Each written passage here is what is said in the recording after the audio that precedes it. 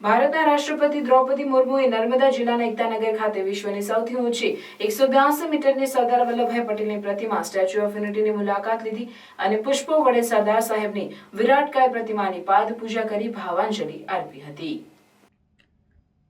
સાગબારા અને તિલકવાડાના આદિવાસી ભાઈ બહેનોએ મેવાસી અને હોળી નૃત્ય જેવા પરંપરાગત આદિવાસી નૃત્ય દ્વારા વોલ ઓફ યુનિટી ખાતે રાષ્ટ્રપતિનું ઉષ્માભર્યું સ્વાગત કર્યું।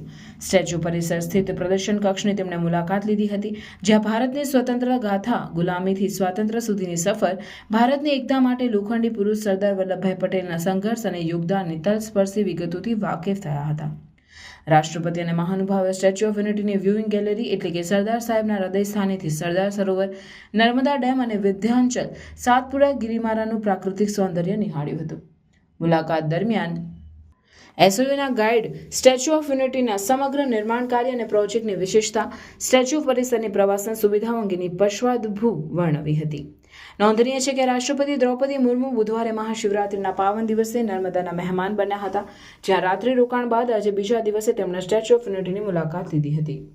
આ પ્રસંગે SSNNLના ચેરમેન મુકેશ પુરી, કલેક્ટર SK મોદી, પોલીસ અધિક્ષક પ્રશાંત સુંબે તેમજ એસઓયુના CEO યજ્ઞેશ્વર વ્યાસ, એસઓયુના અધિક કલેક્ટર ગોપાલ બામણિયા સહિત ઉચ્ચ અધિકારીઓ અને મહાનુભાવો ઉપસ્થિત રહ્યા હતા।